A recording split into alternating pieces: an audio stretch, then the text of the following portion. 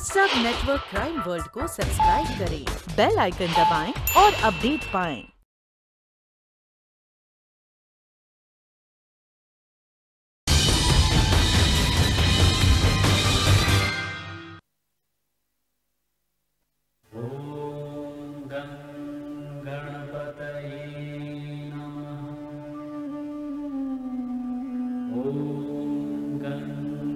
चंदू खोखला, कुंदन लाल, सुनील साइलेंट, आप तीनों को जेलर साहब बुला रहे हैं।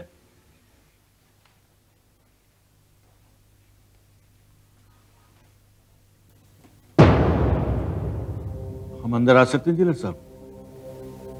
अरे तुम तीनों को तो बाहर जाने का वक्त आ गया है और तुम अंदर आने की इजाजत मांग रहे हो। परसों तुम तीनों आजाद हो रहे हो, कहो कैसा महसूस कर रहे हो? जेलर साहब, हम लोग यहाँ 14 साल के लिए आए थे, लेकिन सरकार ने हमारे अच्छे चाल चलन को देखते हुए हमारी सजा 4 साल कम कर दी।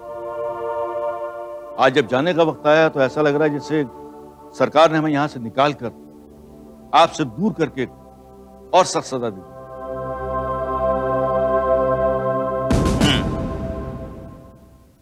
एक जेलर के लिए उसके कैदी उसके बच्चों की तरह हो। मैं भी यही चाहता हूं कि मेरा हर कैदी यहां से बाहर निकल कर जाए, वो जल्द से जल्द नई जिंदगी की शुरुआत करे। आज तो तुम लोगों को बहुत खुश होना चाहिए। 10 साल बाद यहां से बाहर निकलकर बाहर की दुनिया में जीना मुश्किल होगा जेलर साहब। हमारी पिछली जिंदगी का साया शायद हमारे आगे आगे चले। ऐसा कुछ नहीं होगा, मैंने सारा इंतजाम कर दिया है। कोशिश नाम की एक संस्था है जो सजा याफ्ता लोगों के लिए सुधार का काम करती है। मैंने वहां की अध्यक्ष से बात कर दी है। तुम तीनों सीधे यहां से निकल कर जाओगे और वहां जाकर अपनी नई जिंदगी की शुरुआत करोगे, ठीक है?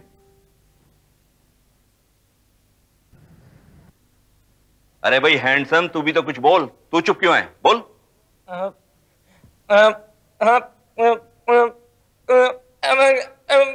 ओके ओके ओके, समझ गया। तुम तीनों ने जो रिक्वेस्ट की थी उसे मैं कल पूरी करूंगा। ओके? खुश?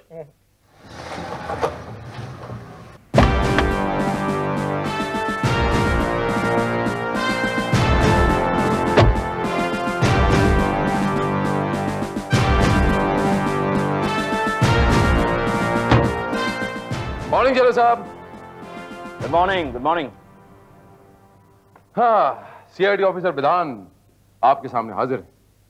3 मिनटों का विलंब। I am 3 minutes late. माफी चाहता हूं। विधान, ये मेरी जेल है, या गलती के लिए माफी नहीं, सजा दी जाती है।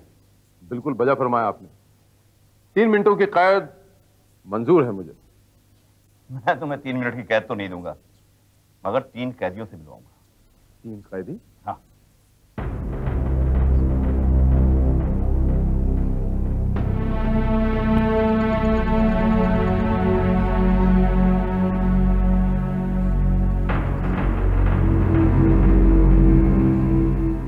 को पहचाना ऑफिसर? आज से ठीक 10 साल पहले तुम इन तीनों से मिल चुके हो।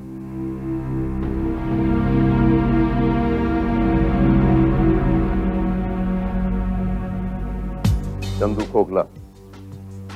और तुम्हारा नाम खोखला यूं ही नहीं था। तुम किसी को खोखली धमकी नहीं दिया करते।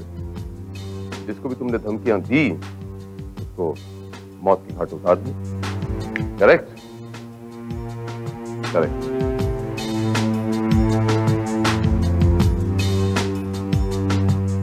कुंदन लाल, कुंदन यानी सोना। सोने की चाहत इतनी थी तुम्हें कि 1993 नेशनल गेम्स में तुमने एक खिलाड़ी का खून महज इसलिए किया कि वो गोल्ड मेडल लेकर घर जा रहा। Gold medal. Correct? Correct.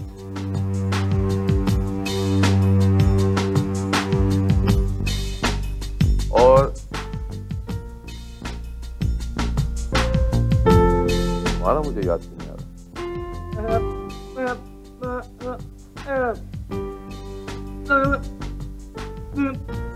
Jailer साहब ये याद करो ऑफिसर, 12 साल पहले बॉम्बे अंडरवर्ल्ड का सबसे छोटा और खूबसूरत शार्प शूटर जो लोगों को साइलेंटली मार डाला करता था, सुनील साइलेंट, ये वही है। अरे हाँ, क्या silent? Sunil silent. Sunil silent, correct. The most handsome sharp shooter of that time.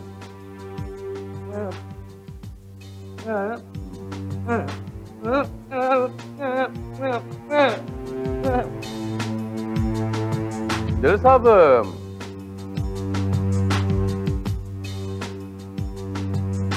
ये इशारों में क्या कहने की कोशिश करता है? ऑफिसर ये कह रहा है कि ये आज भी स्मार्ट है और आप भी उसी तरह आज भी तेज और कड़क। Thank you. लेकिन एक बात समझ नहीं आई जेलर साहब, ये तीनों मुझसे क्यों मिलना चाहते हैं? ये कल तीनों यहां से रिहा हो रहे हैं।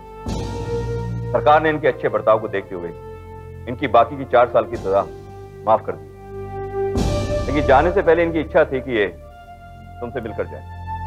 हाँ साहब, जब आपने हमें गिरफ्तार किया था तो आप पर बहुत गुस्सा आया, लेकिन यहां जेल में रहकर इस बात का एहसास हुआ कि हम लोग बाहर जो जिंदगी जी रहे थे कितनी बदतर जिंदगी, हर पल मौत का डर लगा रहता। भाई ऑन द कॉन्ट्री, मुझे ये कहना चाहिए जेलर साहब कि मुझे इन पर फख्र है और इसके जिम्मेदार ये खुद है और कोई नहीं, मैं भी नहीं। हर इंसान के अंदर छुपी कहीं ना कहीं अच्छाई तो होती ही, बस आप लोगों ने खुद टैप किया और खुद अपने आप को सुधारा। बाय द वे, यहां से छूटने के बाद आप तीनों का क्या इरादा है, क्या करना चाहते हो आप? उसका इंतजाम मैंने कर दिया। एक एनजीओ है, ये तीनों के तीनों वहीं जाके काम करेंगे। वो एनजीओ सोशल कॉज के लिए काम करती है। मेरी शुभकामनाएं आप लोगों के साथ हैं। अगर मैं किसी काम आ सकूं तो मैं हर वक्त आप लोगों के लिए हाजिर हूं।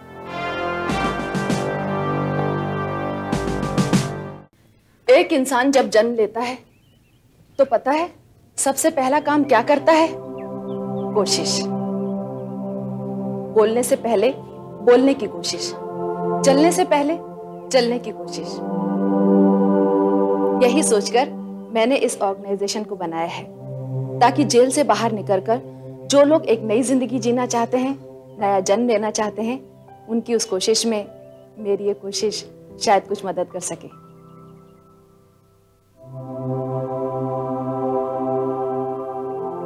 विभा जी, आप किस तरह से हमारी मदद करना चाहती हैं? मुझे जेलर साहब ने तुम लोगों के बारे में काफी कुछ बताया है। तुम लोगों को तुम्हारी काबिलियत के हिसाब से काम दिया जाएगा, रहना खाना फ्री और महीने का अलाउंस भी मिलेगा।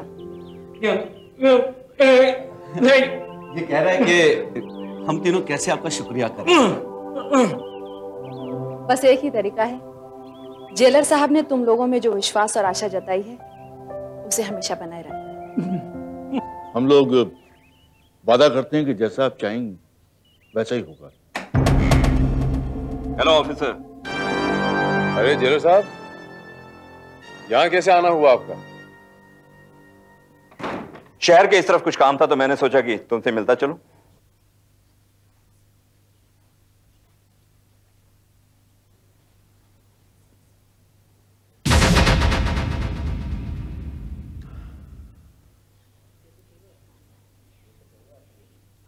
और कहिए जेलर साहब,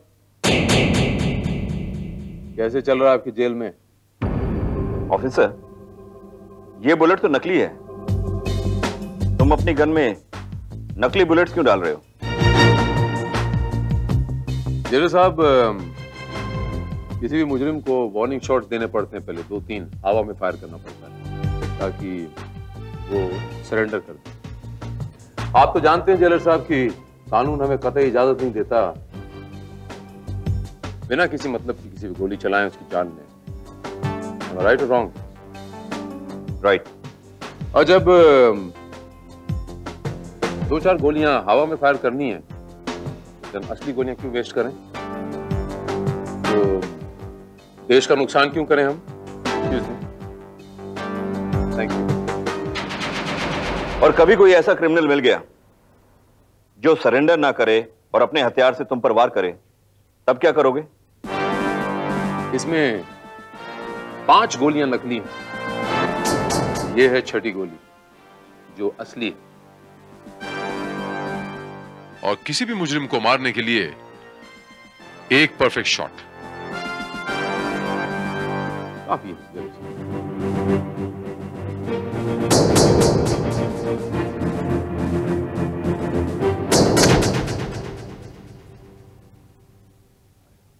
और बताइए जज साहब कि वो हमारे 3 मुजरिम जो हैं उनकी क्या हालचाल है?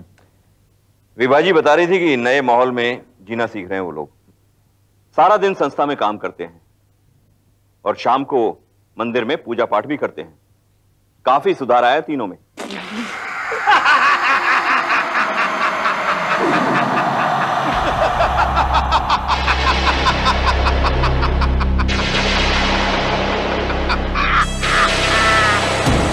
याद है तुम्हें याद है जब जेल में हम तीनों मिले थे तो मैंने तुमसे क्या कहा था?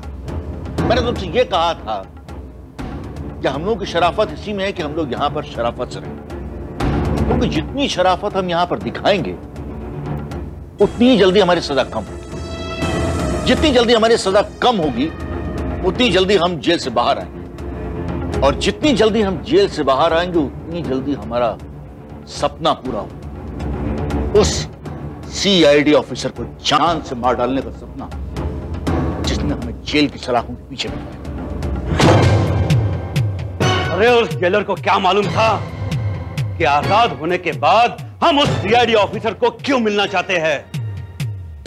कि उसे देखकर हमारे अंदर 10 साल से जल रही बदले की ये आग और तेज हो जाए, और तेज। वैसे जेलर ने एक काम बहुत अच्छा किया कि हम लोगों को एक छत दिलवा दी। अब यहां पर लेटकर बैठकर आराम से सोच समझ के उस CID ऑफिसर को जान से मारने का प्लान बना सकते हैं।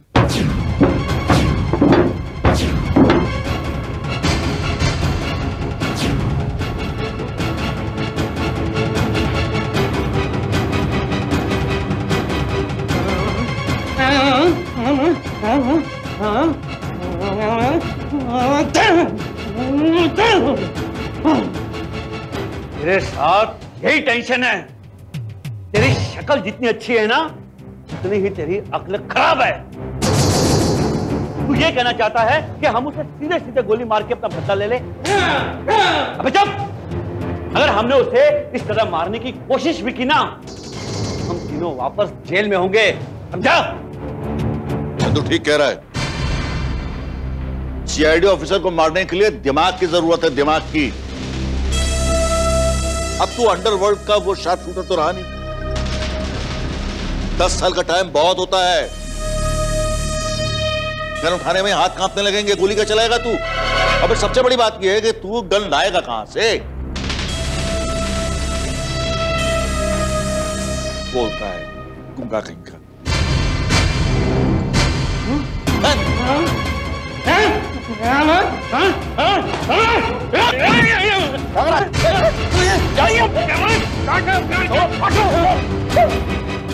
इसमें गूंगा बोला, इसमें बुरा मान गया वो।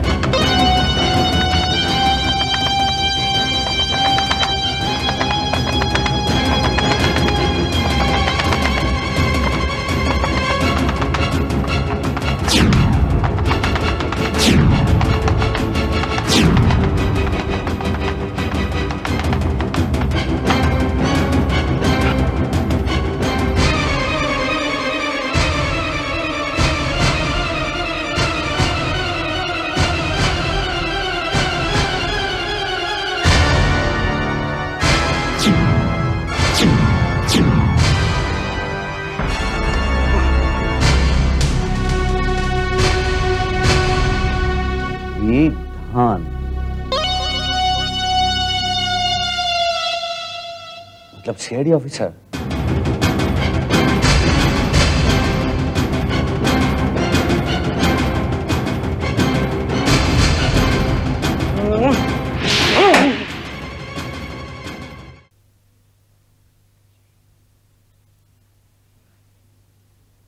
नमस्कार जेलर साहब। नमस्ते नमस्ते, बैठो बैठो। भाई बड़ी खुशी की बात है, आज तुम लोगों ने अंदर आने की इजाजत नहीं मांगी, बहुत अच्छा किया। हाँ देखो, अब ना तो मैं तुम्हारा जेलर हूं और ना तुम लोग मेरे कैदी। सर, आप हमेशा हमारे लिए जेलर साहब ही रहेंगे। ये हम आपके लिए थोड़ी सी मिठाई लाएं। मिठाई? अच्छा अच्छा, विभा जी ने तुम्हें मेरे जन्मदिन के बारे में बताया होगा।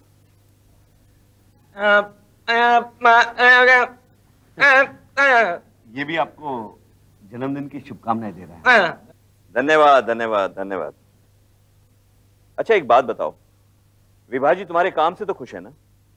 अब ये तो आप विभा जी से पूछ लीजिए, लेकिन सर हम एक सवाल आपसे पूछना चाहते हैं कि ये विभा जी हम लोगों की इतनी देखभाल करती हैं, इतना ख्याल रखती हैं हम लोगों का, इनकी देखभाल करने के लिए कोई नहीं है? मेरा मतलब है कि इनके घर में, परिवार में। रमा शेट्टी के बारे में तो सुना होगा आप लोगों ने। हाँ, खेल में कई बार इस नाम का जिक्र तो हुआ था। कहते हैं कि बहुत ही खूंखार क्रिमिनल था वो। ना कि 2 साल पहले एक पुलिस शूटआउट में मारा गया था वो। ठीक कहा तुमने, विभा जी उसी रमा शेट्टी की धर्मपत्नी।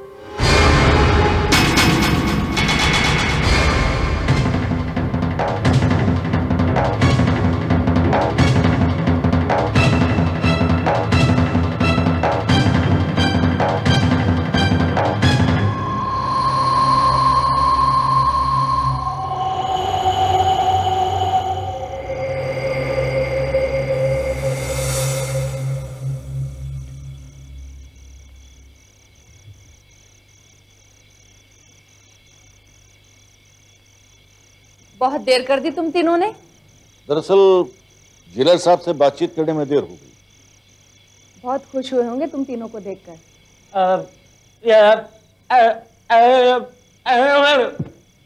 ये कह रहा है हमें लेकिन दुख हुआ है। क्यों?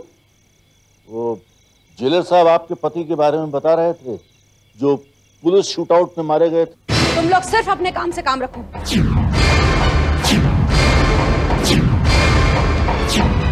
दूसरों की जिंदगी में दखल देने की तुम्हें कोई जरूरत नहीं।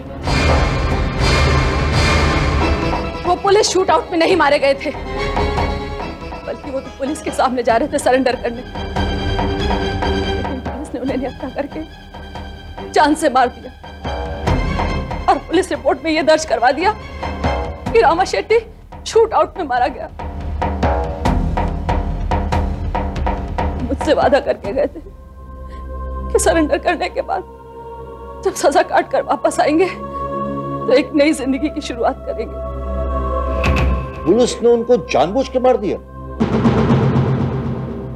उस जेलर ने तुम्हें यह नहीं बताया कि वो पुलिस ऑफिसर कौन था?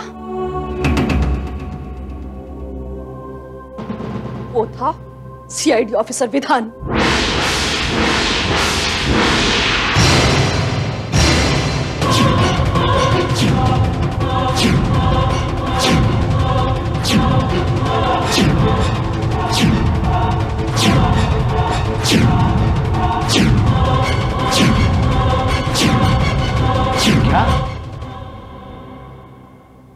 तो क्या आपके मन में उसे बदला लेने का ख्याल नहीं आया?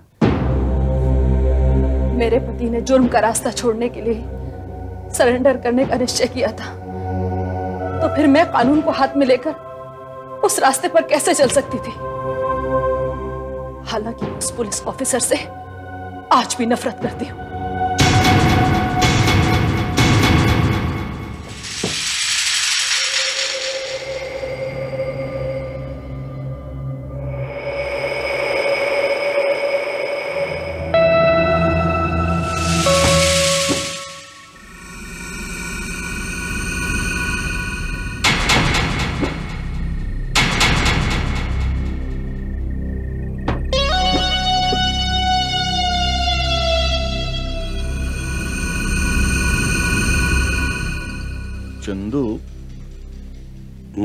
कहीं ये विवाह भी तो हम लोगों की तरह सीआईडी से अपने पति का बदला लेने के चक्कर में नहीं है?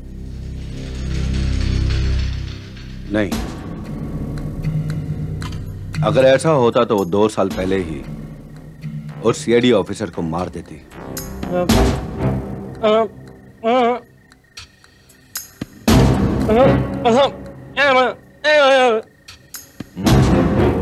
तू ठीक कह रहा है सुनील साइलेंट। वो भी हम लोगों की तरह कानून के चक्कर से बचना चाहती होगी। ये जानने का एक तरीका है।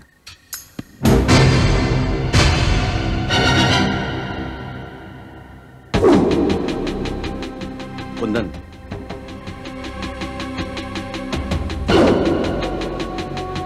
यार कुंदन, मुझे तो लगता है कि सीआईडी ऑफिसर की जान को खतरा है।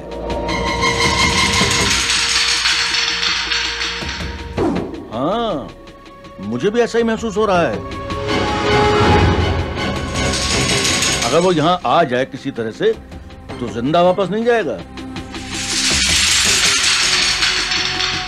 छोड़ना यार, अपने को क्या लेना देना है।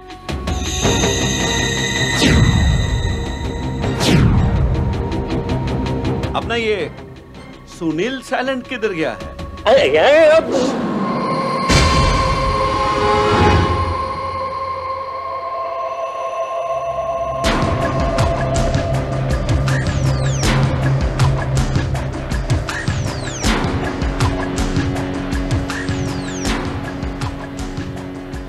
अब अगर इसने उस सीआईडी ऑफिसर को इस खतरे के बारे में नहीं बताया तो हमारा शक सही समझो। लेकिन अगर उसने हमारी बातचीत के बारे में उसको बता दिया तो क्या? हमने किसी का नाम तो लिया ही नहीं। अगर वो सीआईडी ऑफिसर हमसे पूछताछ करेगा भी तो हम उससे कह देंगे कि उसकी जान को खतरा विभा से है, क्योंकि उसके पति की जान भी सीआईडी ऑफिसर ने ही ली थी ना।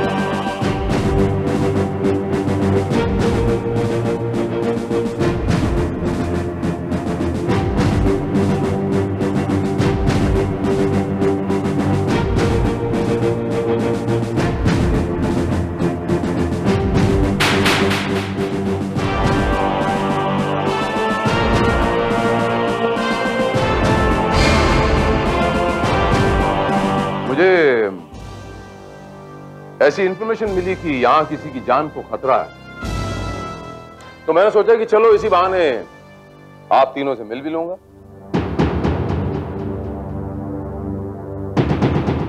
और उसके बाद केस पे काम शुरू करूंगा। वैसे कैसे हैं आप लोग तीनों? इसका मतलब ये हुआ कि विभा जी ने आपको कुछ? नहीं, विभा जी तो मुझे मिली भी नहीं। वो तो पुलिस स्टेशन में आके उन्होंने रिपोर्ट लिखवाई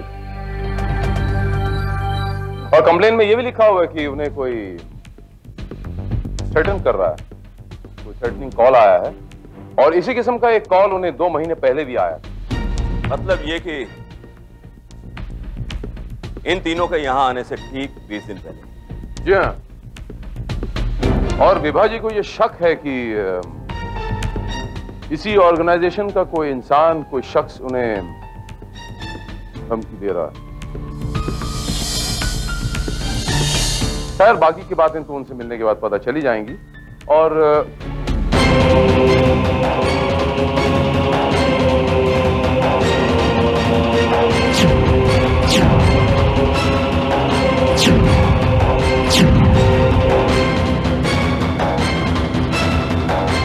तो आप आए हैं? आप हैं यहाँ की अध्यक्षा, मिसेस रमा शेट्टी।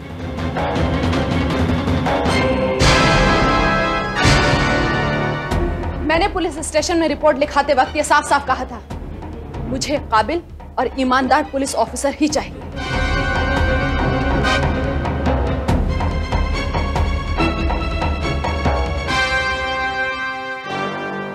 इसीलिए तो मैं यहाँ पर आया हूँ मैम। आप तो तब भी आए थे, तब आपकी ईमानदारी कहां गई थी? जब आपने शायद एक मेडल के लिए मेरे पति के सरेंडर को शूट आउट में बदल दिया था। थोड़ा सा ठीक कर लीजिए इसको मैम। आपके पति ने सरेंडर नहीं किया। जब वो सरेंडर करने आए थे, हैंड्स अप करने के बजाय उन्होंने बंदूक उठा ली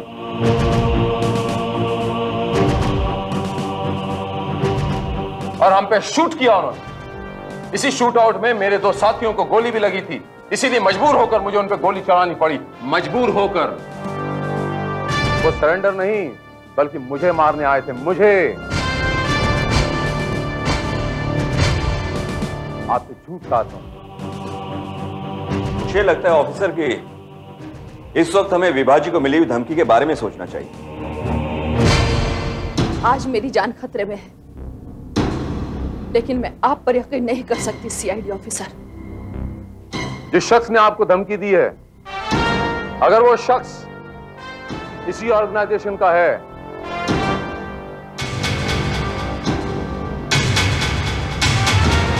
तो 24 घंटों के अंदर वो आपके सामने होगा। ये मेरा आपसे वादा है। अगर मैं ऐसा नहीं कर सका, ये केस मेरा आखिरी केस होगा। I will resign.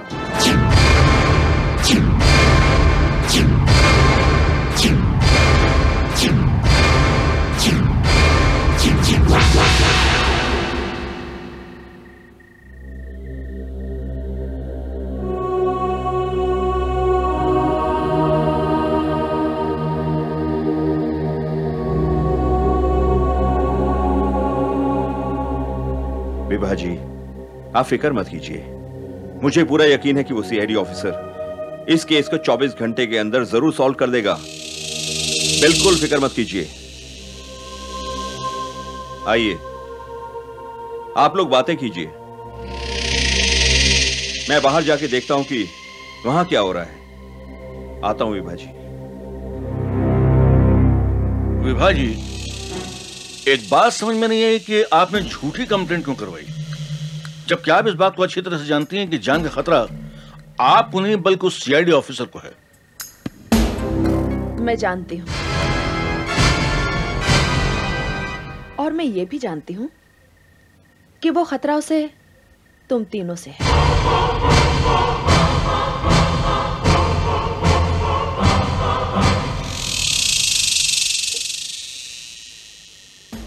ये आप कैसे कह सकती है?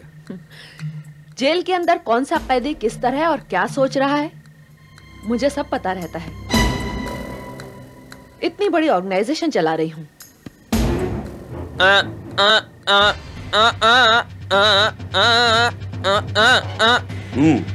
मैं भी यही कहना चाहता हूं कि आपने झूठी कंप्लेंट क्यों लिखवाई?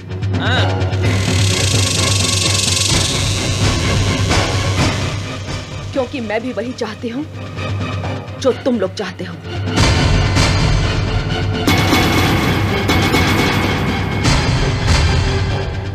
उसकी जान। तुम लोग उसे जान से मारना चाहते हो, लेकिन तुम्हें एक सही मौके की तलाश है। मैं उसे खुद तो नहीं मार सकती, लेकिन वो मौका तो पैदा कर सकती हूं, और वही मैंने किया है। सीआईडी ऑफिसर कल सुबह तक यहां है। मैंने अपने हिस्से का काम कर दिया है, अब तुम्हारा काम बाकी है। मगर ये सब होगा कैसे? मैंने जिस आदमी को ढूंढने के लिए सीआईडी ऑफिसर को यहां बुलाया है, वो असल में है ही नहीं। इसलिए सीआईडी ऑफिसर की मौत का जिम्मेदार भी उसे ही ठहराना होगा। समझ गए? लेकिन हम उसे मारेंगे कैसे? हमारे पास तो गन भी नहीं है। हमारे पास गन नहीं है तो क्या हुआ? उस सीआईडी ऑफिसर के पास तो गन है।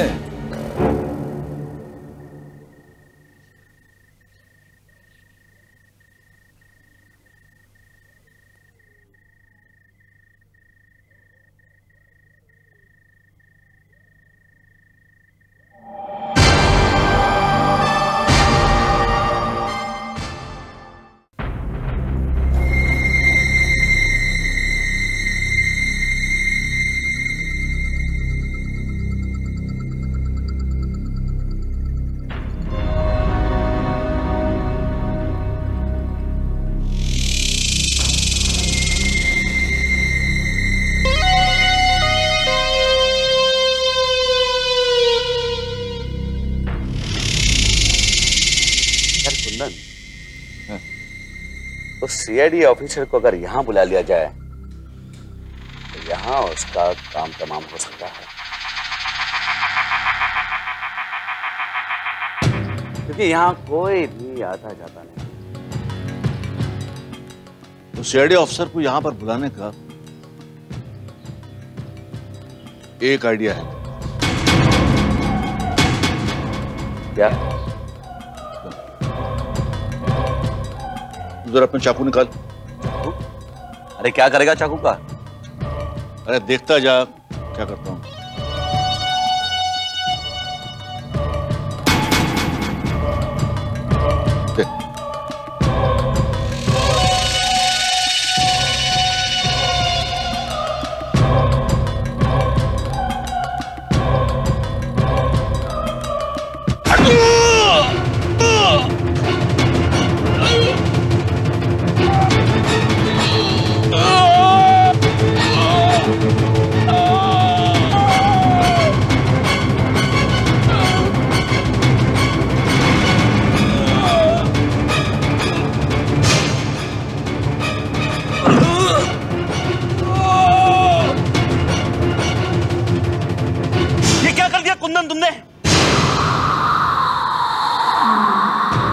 कुछ नहीं, बहुत पुराना हिसाब चुकाना था इससे। किसी कुत्ते ने पुलिस को मेरे बारे में इंफॉर्मेशन दी थी जिससे कि मैं पकड़ा गया था। आज तुझी पर तेरा चाकू आजमा लिया बेटा। अरे लेकिन हमें इसका नहीं, सीआईडी ऑफिसर का खून करना था। उसी का तो इंतजाम कर रहा हूं भाई। देख, इस चाकू के ऊपर सुनील साइलेंट की उंगलियों के निशान।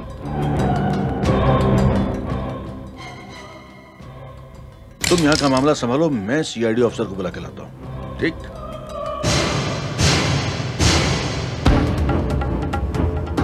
Officer! Officer! Officer! Officer! Officer! Officer! Officer जल्दी मेरे साथ चलिए। वहां किसी ने सुनील साइलेंट और चंदू को मार डाला है। व्हाट?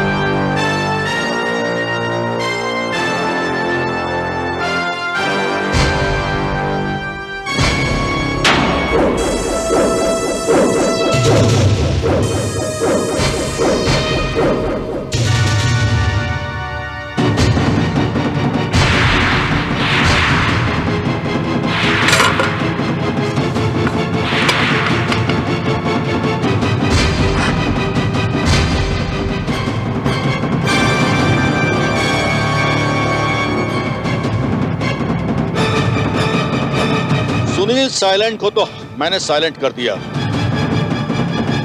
अब मैं तुमको जान से मार दूंगा। हमारा 10 साल पुराना हिसाब आज पूरा हो जाएगा। लेकिन एक बात मेरी समझ में नहीं आई, आप लोगों ने अपने दोस्त को क्यों मारा? कोई खास बात नहीं थी, एक बहुत पुराना हिसाब चुकाना था, वो चुका दिया। लेकिन अगर मुझे आप लोग मारोगे तो प्रॉब्लम में आ जाओगे। ऑन ड्यूटी पुलिस ऑफिसर को मारने का अंजाम बहुत बुरा होता है। इसकी फिक्र तुम मत करो सीआईडी, तुम्हें मारने के बाद तुम्हारा रिवॉल्वर हम सुनील साइलेंट के हाथ में दे देंगे और सुनील साइलेंट का चाकू तुम्हारे मरने के बाद तुम्हारे हाथ में दे देंगे। बाद में हम दोनों पुलिस को यह बयान देंगे कि सुनील साइलेंट ही वो आदमी था जो विभा जी को धमकियां दिलवाया करता। दोनों में मुठभेड़ हुई और दोनों मारे गए। देखा हमारा दिमाग कैसे हमने तुम्हें बेवकूफ बनाया, यहां तक कि उस जेलर को भी जो आज तक हमें अच्छा इंसान मान रहा है। क्या कहा तुमने? तुमने अपने जेलर को बेवकूफ कहा? हाँ। जेलर साहब सुन रहे हैं आप? आपको आपके कैदी बेवकूफ कह रहे हैं।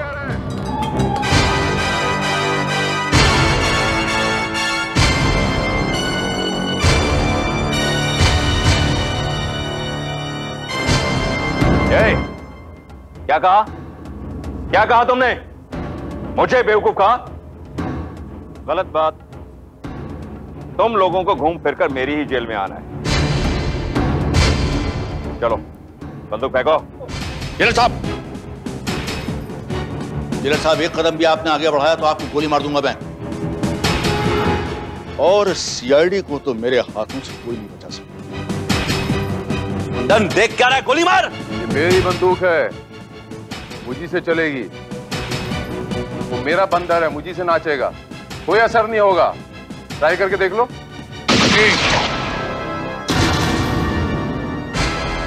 2 3 4। जेलर साहब जब तक जरूरत नहीं पड़े आप गोली नहीं चलाएंगे प्लीज। कुंदन देख क्या रहा है, गोली मार। 5। मैंने आपसे कहा ना कि ये मेरी बंदूक है, मुझी से चलेगी, इसमें गोलियां नकली हैं।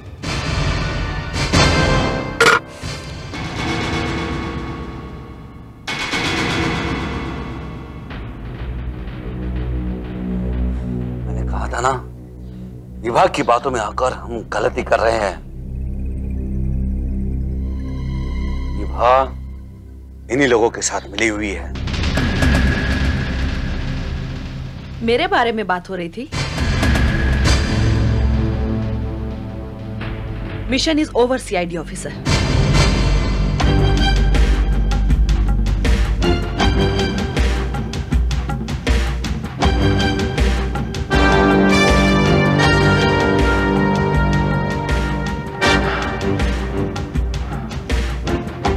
इनसे मिलिए। ये हैं विभा नाथ, जेलर साहब की धर्म पत्नी है ये। क्यों? तुम लोग तो अपने दिमाग की बहुत तारीफ करते थे, इतना भी नहीं समझ पाए। अब क्या हुआ? मैं और जेलर साहब दोनों कैदियों के लिए काम करते हैं। ये जेल के अंदर और मैं जेल के बाहर। हमें अच्छी तरह से पता था कि तुम तीनों का अच्छा चाल चलन एक धोखा है और तुम तीनों सीआईडी ऑफिसर से हर हाल में बदला लेना चाहते हो। सरकार ने तुम्हारे अच्छे बर्ताव को तो देखा, लेकिन तुम्हारे अंदर छुपे हुए मुजरिम को नहीं देख पाई। मेरी लाख कोशिश करने के बावजूद भी मैं तुम्हारी सजा कम करने को रोक नहीं पाया। लेकिन हमने सीआईडी ऑफिसर को इस खतरे से पहले ही आगाह कर दिया था। वैसे जेलर साहब और उनकी धर्म पत्नी पर मुझे पूरा यकीन था, लेकिन जब तक आप लोगों के खिलाफ सबूत इकट्ठा ना हो जाते मैं आप लोगों का हाथ नहीं डालना चाहता।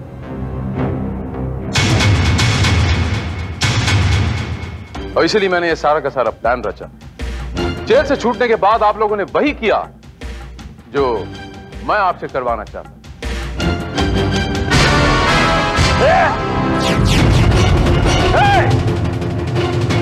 जेलर साहब, अपनी पिस्तौल फेंक दो और मुझे यहां से जाने दो, पर मैं इसे मार दूंगा। देखिए, चलो।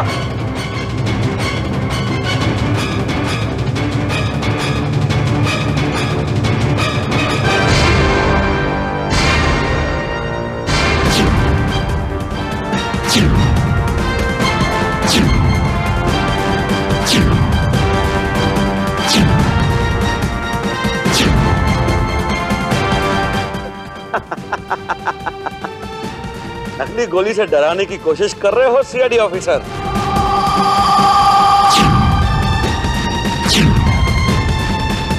अरे मत भूलो कि मेरे पास असली चाकू है।